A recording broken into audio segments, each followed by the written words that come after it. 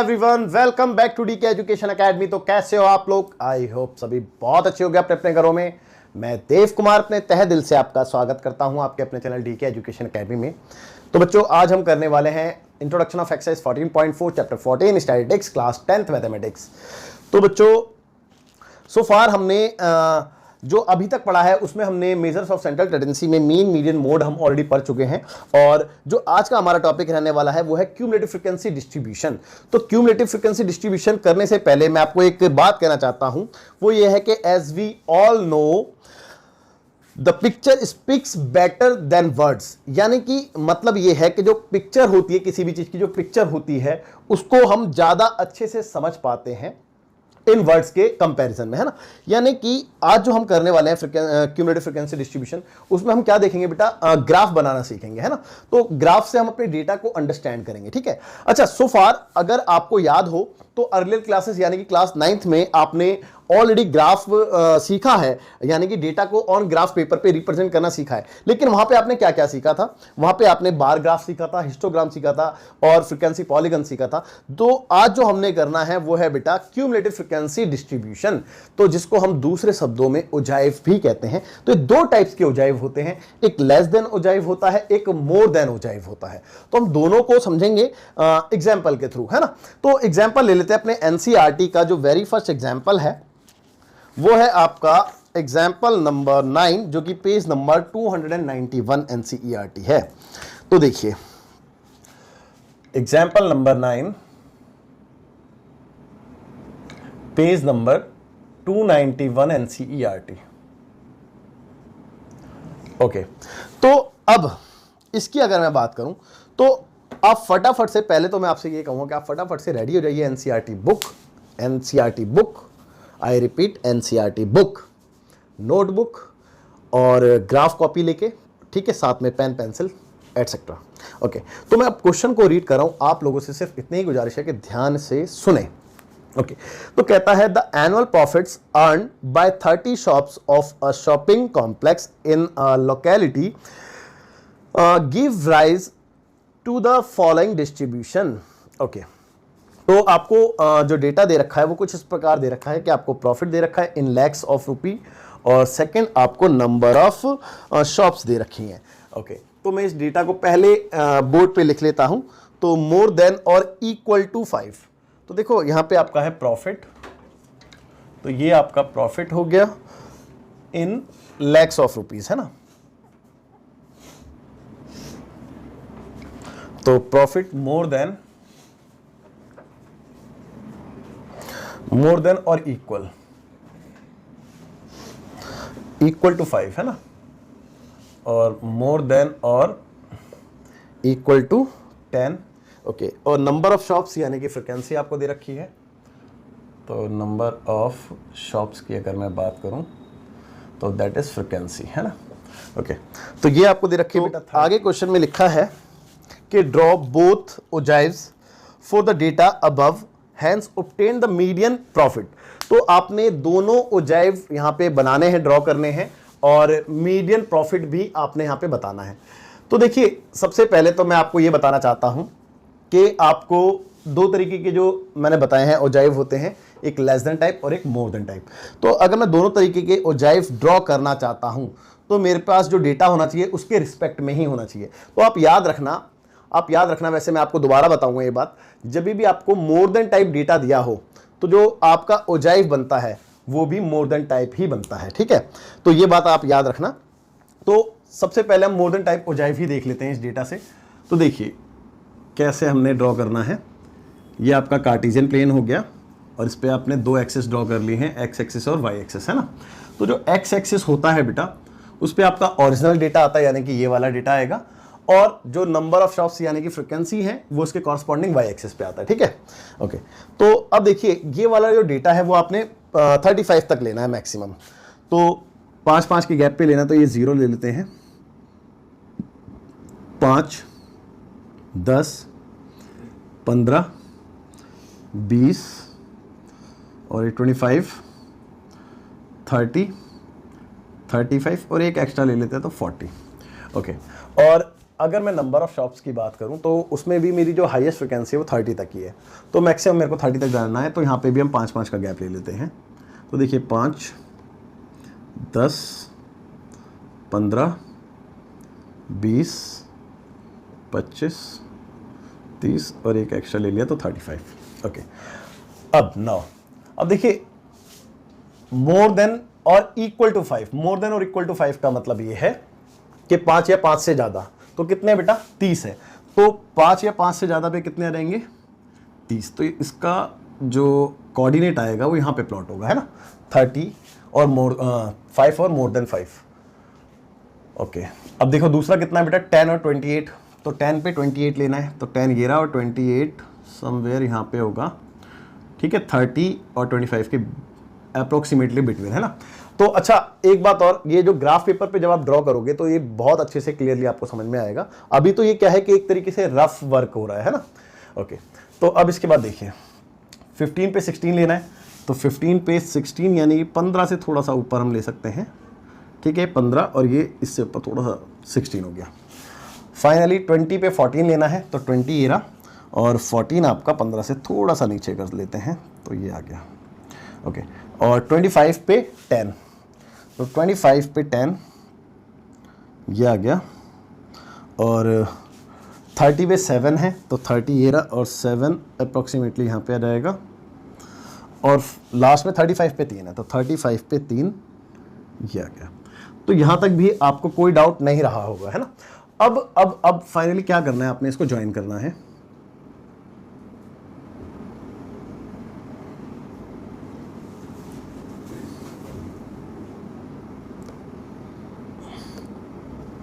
Okay, तो ये आपका ओजाइव ड्रॉ हो चुका है। अच्छा, यहां तक तो कोई दिक्कत कोई परेशानी नहीं होगी आपको, लेकिन इन्होंने जो क्वेश्चन में बोला था वो क्या बोला था कि दोनों टाइप के आपने ओजाइव ड्रॉ करने हैं। अगर मैं दोनों टाइप के ओजाइव ड्रॉ करना चाहता हूं तो मेरे को, अब ये मोर देन डेटा दे रखा था ना आपको, मोर देन टाइप डेटा, तो मेरे को लेस देन टाइप डेटा भी कैलकुलेट करना होगा। तो उसके लिए मेरे को थोड़ा सा स्पेस चाहिए, तो इसीलिए मैं आपको सजेस्ट करूंगा कि आप पहले वीडियो को पॉज करके इतना नोट कर लीजिए, फिर मैं इसको आगे। मोर देन टाइप तो कर्व हमने देख लिया है, अब हम लेस देन टाइप कर्व की बात कर रहे हैं। तो मैंने अपने डेटा को रीराइट करके थोड़ा सा साइड में खिसका दिया, जिससे कि मेरे को थोड़ा सा स्पेस मिल जाए और मैं आपको समझा सकूँ। अच्छा, अब अगर मेरे को लेस देन टाइप कर्व बनाना है तो मेरे को उसके कॉरस्पॉन्डिंग डेटा चाहिए होगा। अब देखो मैं आपको बात को समझाने की कोशिश करूँगा बहुत अच्छे तरीके से, आप प्लीज़ उस चीज़ को समझने की कोशिश कर रहा। देखिए मैं बताता हूँ।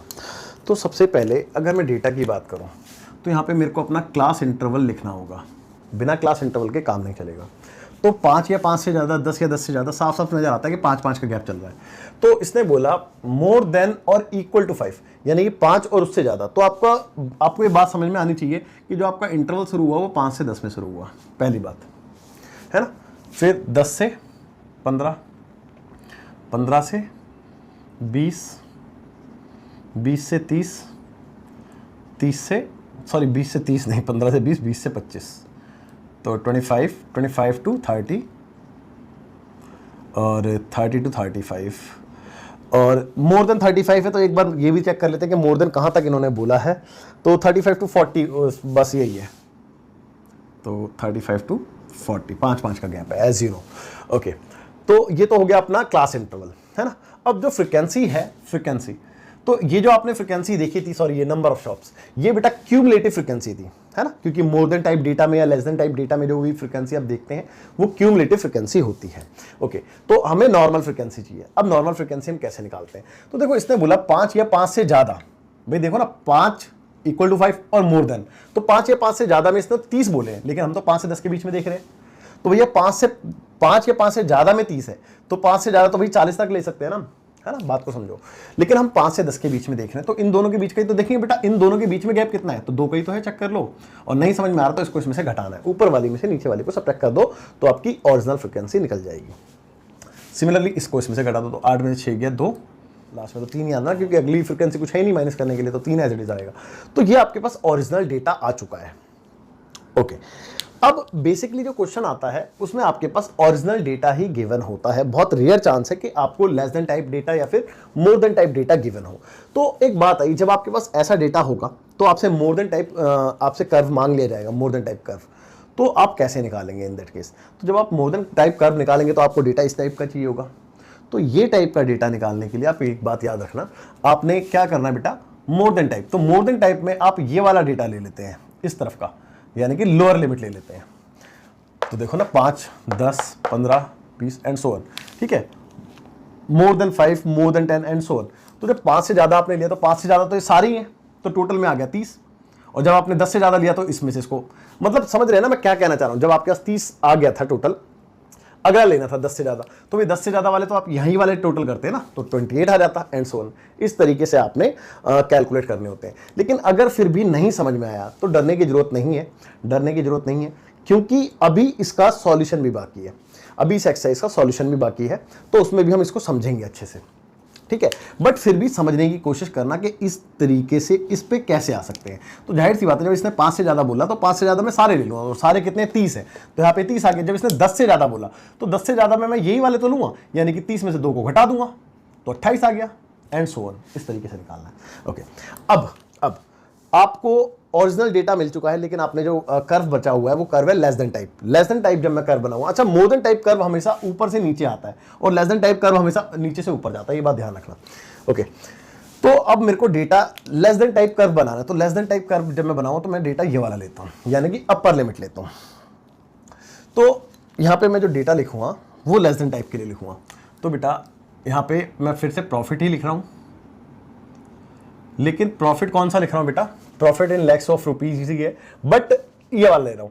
तो मैं क्या लूंगा, लेस देन और इक्वल टू 10, है ना, लेस देन और इक्वल टू 10। तो लेस देन और इक्वल टू 10, थोड़ा सा छोटा छोटा लिखा है बेटा क्योंकि स्पेस मेरे पास कम है ना। सिमिलरली लेस देन और इक्वल टू, भाई देखो ना मैंने क्या कहा, ये वाला डेटा लिखते हैं। तो 15, लेस देन और इक्वल टू 20। मेरे हिसाब से कोई डाउट नहीं होना चाहिए। देखो बेटा थोड़ा सा आपने समझना पड़ेगा, मैं इसीलिए मार्कर अलग से यूज़ कर रहा हूँ, क्योंकि मेरे को फ्रिक्वेंसी भी यहीं पे लिखनी पड़ेगी इसकी। तो फ्रिक्वेंसी जो आएगी वो भी क्यूमुलेटिव फ्रिक्वेंसी ही कहलाएगी बेटा, CF, क्योंकि ये ओरिजिनल फ्रिक्वेंसी है ना। जब हम more than type of data निकालते हैं, less than type of data निकालते हैं, तो उसमें हमेशा क्यूमुलेटिव फ्रिक्वेंसी आती है।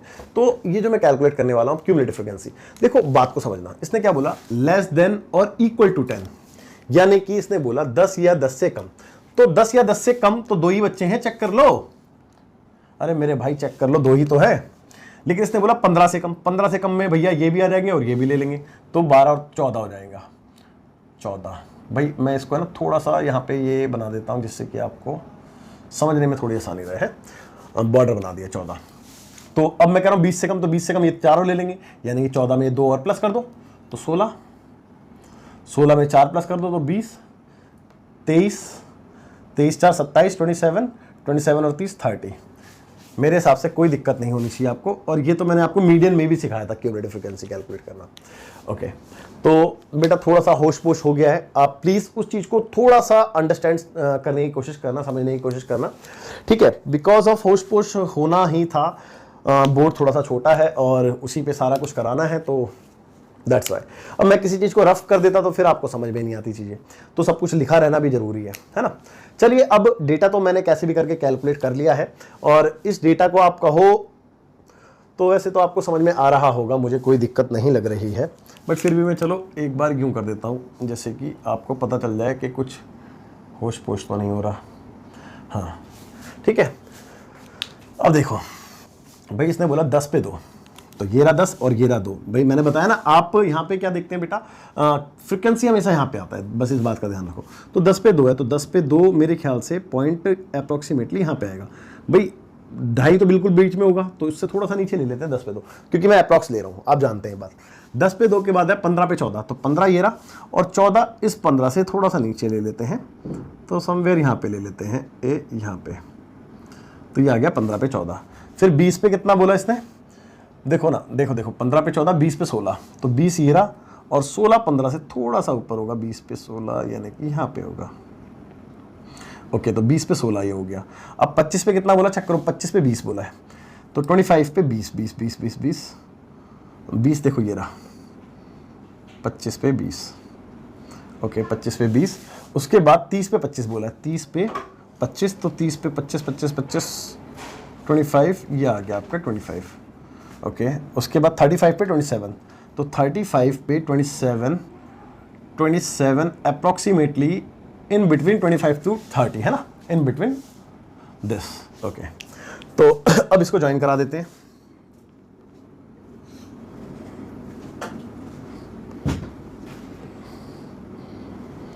ओके अच्छा ये जो है, ये जो पॉइंट्स आप देख रहे हैं ये बेटा क्या होते हैं, कोऑर्डिनेट्स होते हैं। ठीक है ये कोऑर्डिनेट्स हैं, आप चाहो तो लिख सकते हो इन कोऑर्डिनेट्स को, उसमें कोई इशू नहीं है। तो ये आपका लेस देन टाइप और मोर देन टाइप दोनों ही इस पे बना दिए हैं। इसको हम बेसिकली कहते हैं मोर देन टाइप। ठीक है क्या होता है ये, मोर देन टाइप, और ये होता है आपका लेस देन टाइप। तो मोर देन टाइप और लेस देन टाइप में ये पहचान होती है कि मोर देन टाइप हमेशा ऊपर से नीचे गिरता है और लेस देन टाइप हमेशा नीचे से ऊपर जाता है। अब क्वेश्चन में ये बात बोली गई थी कि आपने मीडियन प्रॉफिट भी बताना है। Hence obtain the median profit. देखो hence obtain the median profit का मतलब ये होता है कि जो आपने ड्रॉ किया है उसकी मदद से आपने मीडियन प्रॉफिट बताना है। अदरवाइज आपको मीडियन का फॉर्मूला आप वहां से भी बता सकते हो, लेकिन इधर से अगर मैं मीडियन बताऊंगा तो कैसे बताऊंगा। तो एक बात याद रखना कि अगर दोनों लेस देन टाइप और मोर देन टाइप एक ही ग्राफ पे ड्रॉ कर रखे हैं तो जो इनका इंटरसेक्शन पॉइंट होता है, यानी कि ये इस पॉइंट को आप नीचे वर्टिकली ले आओ, जहां पे भी इंटरसेक्ट करते हैं बेटा, इंटरसेक्टिंग पॉइंट बोला है, तो यानी कि समवेयर यहां पे। अब मुझे एग्जैक्ट नहीं पता, एग्जैक्ट तो मैं आपकी एनसीईआरटी बुक में देखूं क्योंकि मैंने रफ ग्राफ बनाया, आप देख सकते हैं। तो वैसे मेरे अकॉर्डिंगली अप्रोक्सीमेटली 15 है, 16, 17, 18, 19 के आसपास आ रहा होगा, लेकिन एनसीईआरटी ने कितना बोला है वो भी देख लेते हैं। तो एनसीईआरटी ने जो इसका आंसर दिया है, इसने लिखा है 17.5 है ना, तो इन्होंने भी अप्रोक्सीमेटली उतना ही बोला है 17.5। देखो मैंने जैसे कि आपको बताया कि एग्जैक्ट तो मैं नहीं बता पाऊंगा, लेकिन ये जो आ रहा है ये जहां पे भी इसके कॉरस्पॉन्डिंग एक्स एक्सिस पे एब्सिसा होगा तो वही आपका क्या होता है बेटा, मीडियन होता है ना। तो यहां पे आपका जो भी होगा वो मीडियन कहलाएगा। ठीक है एक्स जो भी होगा एब्सिसा है ना, तो इसके कॉरस्पॉन्डिंग जो भी एब्सिसा होगा वही मीडियन। तो ये कितना है बेटा 17.5 पे आया है। तो आपका जो मीडियन प्रॉफिट है, मीडियन प्रॉफिट वो है 17.5 लाख। ठीक है ओके अच्छा अब यहां तक काम खत्म नहीं हुआ है, एक चीज और बतानी है। देखो ये तो दोनों एक ही ग्राफ पे हमने बनाए थे तो हमें मीडियन हमने बता दी कि इस तरीके से, लेकिन अगर सिर्फ हम एक बनाया होता कोई सा भी एक लेस देन टाइप या मोर देन टाइप, तो हम उस केस में मीडियन कैसे कैलकुलेट करते, ये बात भी आपको पता होनी चाहिए। तो उस केस में हम कैसे कैलकुलेट करते देखिए, तो उस केस में बेटा हम उसी की मदद लेते, किसकी, जो हम करते थे हमेशा। तो हम क्या करते थे, हम n/2 करके चेक करते थे है ना, तो यहां पे भी हमने n/2 करना है। तो देखो मैं अगर n की बात करूं तो आपको साफ नजर आ रहा है 30n, भाई इसका टोटल ही तो n होता है, तो 30 तो है इसका टोटल है ना, तो n की वैल्यू 30 है, तो n/2 की वैल्यू 15 होगी। तो मैं 15 को यहां पे चेक करता हूं, हमेशा याद रखना 15 को मैंने यहां पे चेक किया। तो जब मैंने 15 को यहां पे चेक किया तो मैं इसके कॉरस्पॉन्डिंग जाऊंगा और देखो वहीं पे पहुंचाऊंगा, जहां पे ये इंटरसेक्ट करेगा उधर से नीचे ड्रॉ कर दूंगा मैं, तो मेरे को सेम आंसर मिलता। चाहे आप ये वाला देखो, अगर ये नहीं भी होता तो भी तो मेरे को आंसर यही मिल रहा था, और अगर ये वाला होता और ये नहीं होता तो भी मेरे को आंसर, यानी कि लेस देन हो या मोर देन हो तो आपको सिर्फ, अगर कोई सिंगल है तो आप n/2 करें, n/2 को यहाँ पे देखें और यहाँ से आपने उसके पैरेलल जाना है एक्स एक्सिस के, जहाँ पे भी इंटरसेक्ट होगा वहाँ से वर्टिकली आपने आ जाना है। तो जहाँ पे भी इंटरसेक्ट करेगा वो आपका मीडियन होता है। आई एम श्योर आपको बात समझ में आई होगी, आई एम श्योर आपको बात समझ में आई होगी। तो बच्चों इसमें इसके इंट्रो में एक ही एग्जाम्पल था और जिसमें कि मैंने कोशिश तो की है आपको समझाने की। अब मुझे नहीं पता कि आपको कितना समझ में आया है, बट आई एम श्योर कि आप अच्छे बच्चे हो सब जने, तो डेफिनेटली आप समझ लोगे। और अगर कुछ कमी रह गई है तो मैं कोशिश करूँगा कि जो इसका सॉल्यूशन है 14.4 का उसमें पूरी कर दूँ। कमी बेसिकली जो मैं ऑब्जर्व कर रहा हूँ, मुझे ऐसा लग रहा है कि थोड़ा सा होश पोश हो गया है, मर्ज हो गई हैं चीज़ें, तो इस वजह से थोड़ा सा आपको दिक्कत हो रही हो, बट मैंने कोशिश की है उनको सेपरेट करने की, है ना। तो अभी आपसे बस इतनी ही रिक्वेस्ट है कि आप वीडियो को पॉज करके नोट कीजिए। और जैसा कि मैंने बताया कि एक एग्जाम्पल था जो कि मैंने करा दिया है, तो इसका इंट्रो कंप्लीट होता है। तो अब समय हो चुका है आपसे अलविदा कहने का। सो बाय बाय, टेक केयर, जय हिंद।